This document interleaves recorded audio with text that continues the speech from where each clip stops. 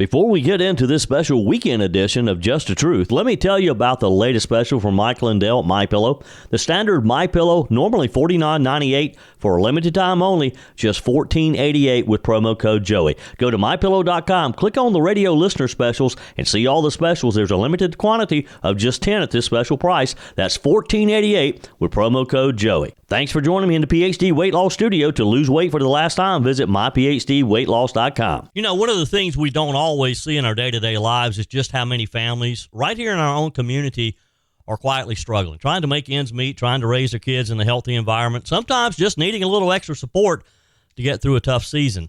And the truth is, when families are stronger, our entire community is stronger. That's where organizations like Upstate Family Resources step in, working behind the scenes to provide guidance, support, and real practical help to parents and children across the upstate. Joining us now is Kelley Ezelle with Upstate Family Resources to talk about the work they're doing, the needs they're seeing, and how all of us can play a role in supporting families right here at home. Kelley, it's great to have you. Well, thank you, Joey. I appreciate the opportunity. Well, let's just start at the basics here for maybe someone who's just now hearing about Upstate Family Resources. What's the mission, and who do you serve here in the Upstate? Well, Joey, our mission is to work with families, individuals, and our community at large to deliver support services, education, and engagement. And we do this to unlock the potential in families and to foster lasting resilience and success within the family and within our community. And our vision is to have a connected community that's built on a shared commitment, because we can't do this work alone. It has to be a community effort. And we do that so families and individuals can reach their full potential. Yeah. And when you talk about family resources, if you will, what does that actually look like on a day-to-day basis for people that you serve? Well, it might look like a family who has had, a financial bump in the road. Both families are, maybe both spouses are working, or, there is work going on, in the home, but they've hit that bump in the road, and maybe they're just trying to stretch their budget for groceries this month so they can pay their car insurance, right? And so we can help that family, fill their pantry to stretch that budget. And it might look like someone who is underpaid at their job just because, they didn't get their high school education or they didn't finish their college degree. And so we can help by providing connection to adult education services and programs within our community like Redegree that can help them finish their education, continue their education, so in the end they can get a better paying job and make that budget work. Yeah. Yeah. Kelley Ezelle is my guest today. She's Executive Director of Upstate Family Resources. If you'd like additional information about this wonderful organization, maybe you need some help, or maybe you'd like to help, just go to upstatefrc.org, upstatefrc.org. Kelley, are there specific challenges or maybe trends that you're seeing right now with families? Well, it's interesting that you would ask that, Joey, because there is new data that shows the type of families that are currently needing help. And we call that the Alice family. And that is asset limited, income constrained, employed. These are families who are working. But because of the economy, because of the gas prices, because of food prices and the economy in general, they're really struggling to make ends meet. They're not in poverty, but it wouldn't take but a few incidences, a car breakdown or somebody going to the hospital for them to kind of fall back fall into the poverty. And so we are focusing on those families.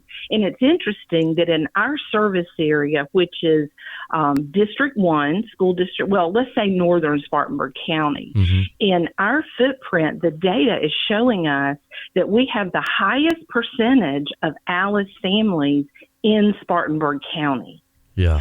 And so we have a lot of work to do, and we are partnering with our community and organizations across Spartanburg County to help these families move forward instead of backwards. Yeah. That's wonderful to hear, because, you often hear of stories of a family, in a lot of cases, mom and dad both working, that, they have a nice home and their kids are in school. But as you said, it could take that one incident, a sick child at the hospital, or the car breaking down or something, and they're just struggling. And to the outside, it looks like they're doing great. But one incident can really put them in a hard situation. Exactly. And I think it's important also to know that, the family, some of these families that we are talking about, you might be surprised at who they are. It could be your next door neighbor. Exactly. Yeah. Exactly. And so we need to kind of normalize,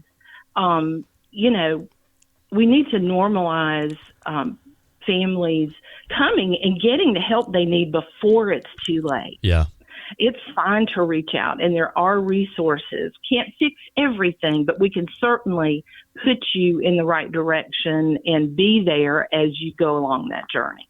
Well, things have just changed. So, and I was thinking about this just last night, Kelley, about the typical neighborhood. And when I was growing up in Greer, we knew all of our neighbors, and everybody did different things. If you had a problem with your car, then you went across to the neighbor. Billy was our neighbor across the corner, and Billy was a whiz mechanic. He could help you with your car. If you needed a repair or something, a plumbing issue. Well, Garvin down the street, he could help you with about anything as far as a handyman. And you sort of had that. You just supported one another. I'm afraid we don't see that as much, do we? That's correct. And so, again, encouraging families to reach out for assistance when they have a need. And, I have had families come and say, we'll reimburse you, or we'll help you. And, my comment there is, what? Pay that forward. Right. Do something for somebody else. And we just really need to grow the fact that it's okay to have a challenge. That's how we grow, is through challenges. And so having a challenge, seeking the help or assistance that you need, and then passing that forward. Yep. I was just thinking as we were talking, and with me is Kelley Ezelle with Upstate Family Resources.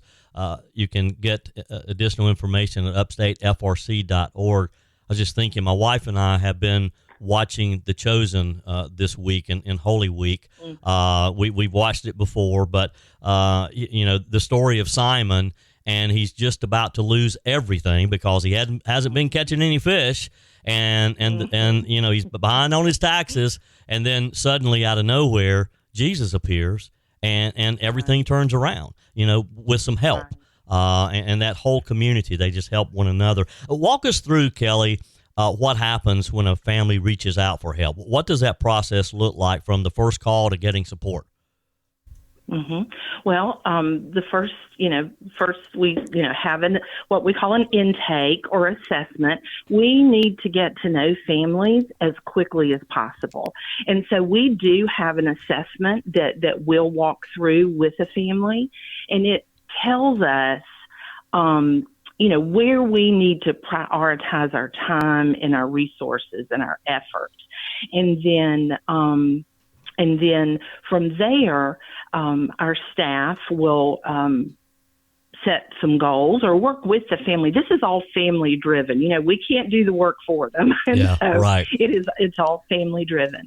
And so we will work with the family to assess, what are their assets? What are the, what are the things they have in their favor, and we hope to use those to set goals moving forward. And so we'll set the goals, we'll set some steps to get to those goals, and then walk through this process with them. Yeah. It might be that we need to pay a power bill or just provide food. Now, in other instances, Joey, say a family is struggling with a 3-year-old that just won't go to bed. Yeah. And so working with that family to get them registered in a program that's going to help them deal with those types of issues. And then we also do a lot of cross-referring. You can have, your child and you can have that taken care of, but then maybe there's a financial issue, or maybe you want to know more about budgeting and saving and things like that. Yeah. And so, it looks different for everybody, but that's our basic process, getting to know our families, assessing their assets and helping them set goals and reaching those goals. Sure. How does Upstate Family Resources work alongside schools and churches and maybe other local organizations to support families? Well, we couldn't do the work that we do without partners. And one of our largest partners, who actually began this organization, is Spartanburg County District 2. And so they certainly support us. They do not pay our salaries or anything like that, but they do support us in many, many ways. And then, of course, our faith community. We do have a ministry, Harvest Family Ministries, kind of embedded in the middle of all of this. And the churches are a huge part of the work that we do, both with, financial resources, in-kind resources, as well as volunteer time and energy. Yeah. And other than that, we, of course, partner with community-wide funders, Mary Black Foundation, United Way, those types of organizations. Number one, to learn more about our community. They help us really understand our community through data and things like that. And then, of course, our business community and our individual donors, that is really the key to our sustainability. And I'd really like a chance to explain what I mean by that, if we have the time. Oh, go right ahead. Sure. Okay. Well, we have struggled. We have done a really great job of writing grants and supporting our work. We have also been hit by some of the federal dollars that were helping us serve families that have been pulled away. And as an example, I can write a grant and I can get $100,000 for a period of time. It's usually a year. But the likelihood of us recapturing that grant year after year after year is minimal. Yeah. But if I have donors if I have $100,000 coming from individual donors from our community, maybe they're giving once a month, maybe they're giving once a year, but they're committed to a period of time that they're going to support our work, 3 to 5 years. Let's use that as an example. The ability for me to maintain that $100,000 gift year over year is far greater than me pulling down that $100,000 grant. Well, maybe you should be thinking about 1 million. Yeah, exactly. I really should. But, and that's what is so important. We have discovered that we really need to grow that individual, that business, those reoccurring gifts year after year. Yeah. And doesn't have to be large. It could be $20 a month or $25 a month, but just something that we can, it just helps us to plan. It gives us freedom to do the things we need to do within our community. And it helps the community be a part of our success, of the family's success. And so it's just a very, very important piece of the work that we do is gaining that community support and helping us to sustain our work. Because I would hate to think of our community without the work that we do. Yeah. Kelley Ezelle is my guest. She's the executive director of Upstate Family Resources. If you would like to help, go to upstatefrc.org. If you need help, go to upstatefrc.org.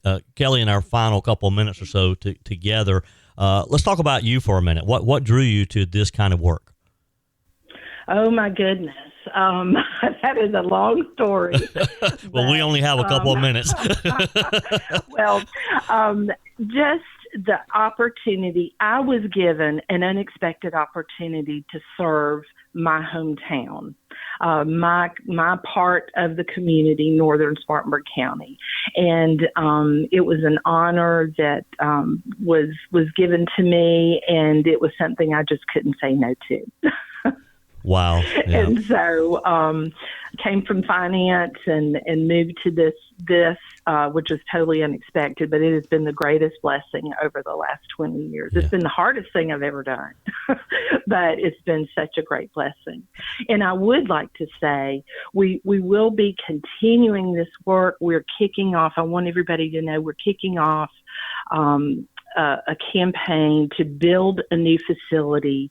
That's probably a story for another day, but if anyone is interested in learning about our plans and how you can be a part of making this become a reality, I would love to have a conversation with you. Yeah, well, and I'm sure there's everything that someone would need on your website if they want to get involved, if they want to donate, just go to upstatefrc.org, upstatefrc.org. And I'll tell you what, Kelley, let's just plan another day when you can talk about that building project, and we'll dive into that. I would love to do that. Yes. I would love to do that. Yes. Thank you. Kelley Ezelle, Executive Director of Upstate Family Resources. Thank you for your time. Thank you for what you're doing in our community, and hope you have a blessed Easter weekend. Thank you. Same to you, Joey.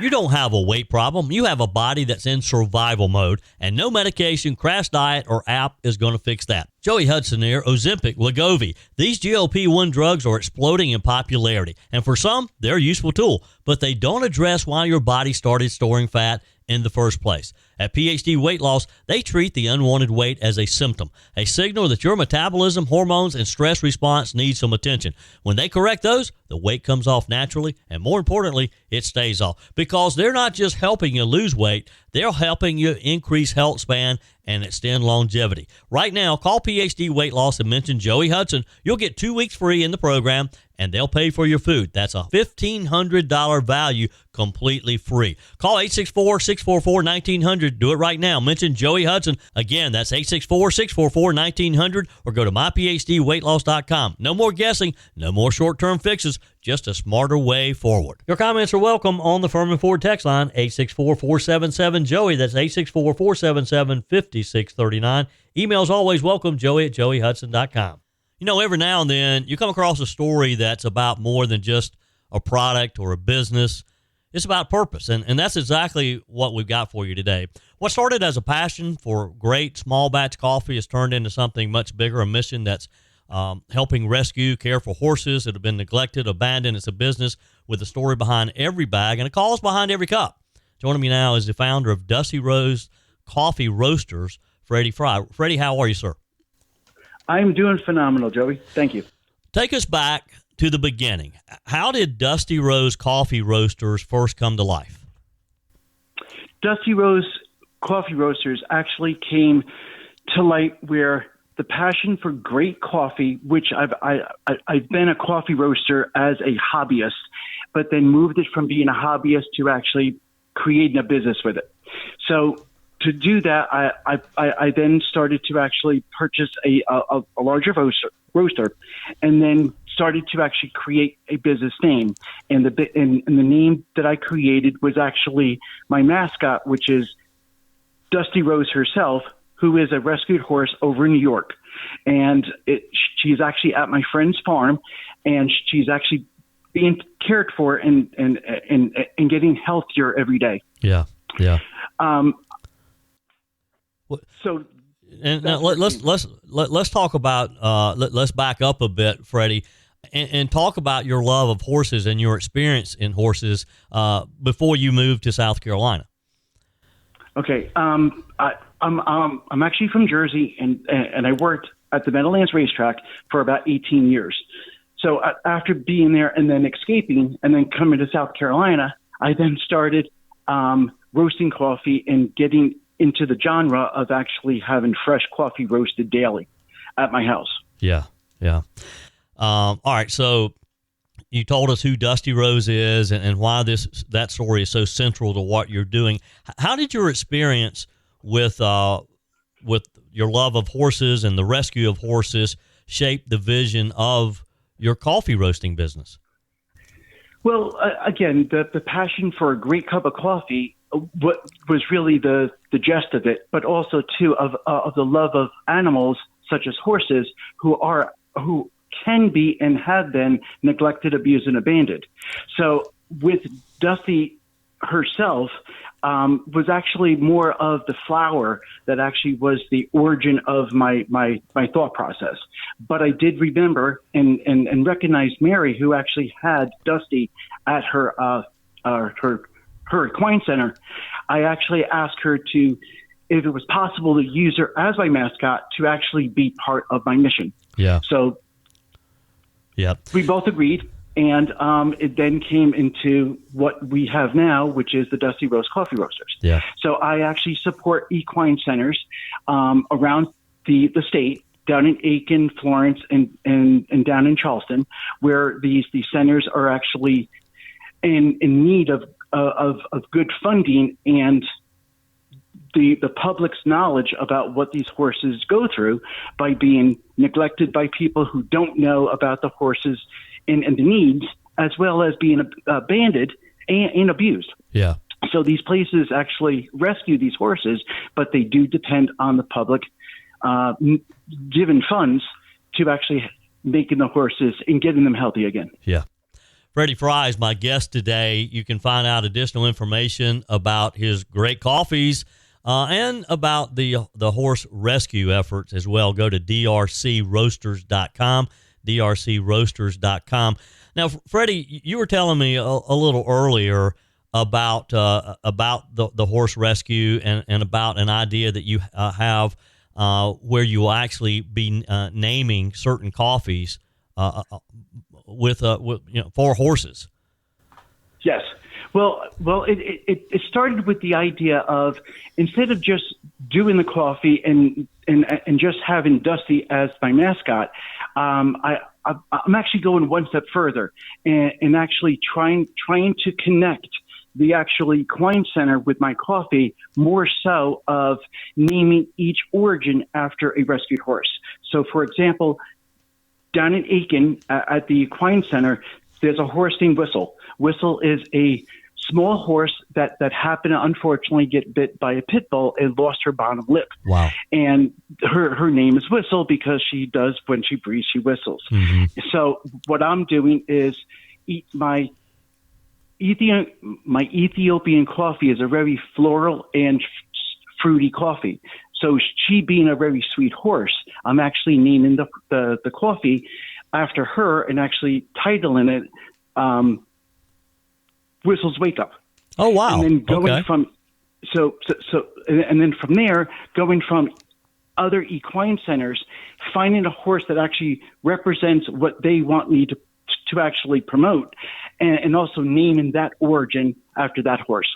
Yeah. And then on top of that, on the back of my bags, instead of have me presented, what I want to do is actually have them actually the spotlight and present their efforts on the back of my bags. Yeah. Wow. All right. Let's talk coffee. What makes your roasting process unique compared to what people may say grab off the grocery store shelf? Well, in a sense, the coffee that's actually in the supermarkets are relatively either roasted 6 months ago, eight months ago, then sit in a warehouse, and then you don't get it until maybe 8 months to a year later. So the freshness isn't there. So as a small batch roaster, I roast it, and and I actually get it to the public in about 4 to 5 days. So the coffee is fresh, always fresh, either grounded or in whole bean. So it's just basically freshness. Yeah. How do you source your beans, and what does that look like as far as quality goes? You know, it's always been something that I'm interested in how you take the beans and you roast them, and there are different flavors and that type of thing. Walk us through that process. Okay. The actual notes in the coffee are natural. I don't add anything into my coffee. So the coffee that comes from the actual farm, they actually tell me what the light roast is. So there's a benchmark where it starts. Then as I go through the process of medium light, medium dark, and dark, the actual notes change. So what I did is I actually note that on my bags of that change. And basically how I came up with that is I actually roasted it and tasted it. And what I found, I actually put on the bag. So as that process goes from light to dark, it actually gets more of a caramelization. And that caramelization makes the notes more prominent. So in a sense that your lighter roasts are actually more flavorful. The more darker the roast goes, it becomes more bold and more sweeter. That's why espresso drinkers like it more dark, because the darker the roast, the more sweeter it becomes. Versus a lighter roast is actually more for drip. So there's a purpose and a reason behind the roast profile. Not to say that a dark roast can't be for a drip or vice versa. It's just that more of a benchmark that your darker roasts are more caramelized, more sweeter. Yeah. And then the lighter ones are more fruitier or more brighter. Interesting. Freddie Frei is my guest. You can find out additional information and even order your coffee from Dusty Rose Coffee Roasters. You can order some great coffee, local coffee from the standpoint of a local roaster, and help some horses at the same time. drcroasters.com, drcroasters.com. Now, Freddie, for folks listening who love a good cup of coffee, what would you say your signature roast is, and how would you describe it? Well, they're all relatively good, but each of them have a different characteristic. For example, a Mexican would be more of a fig and more of a dark chocolate, and then a Colombian is more balanced. So a balanced coffee in a sense that a Colombian or Brazilian are more popular because they are a balanced coffee. A Brazilian has more nuts to it. A Peruvian would have more of the cocos and the green tea taste. So each origin in each country has its own characteristic taste. So there's not really a good one versus a bad one. It's just more or less of what somebody would want in their cup of coffee. Yeah. And again, that changes in the roast profile too, in a sense, that a lighter to a dark.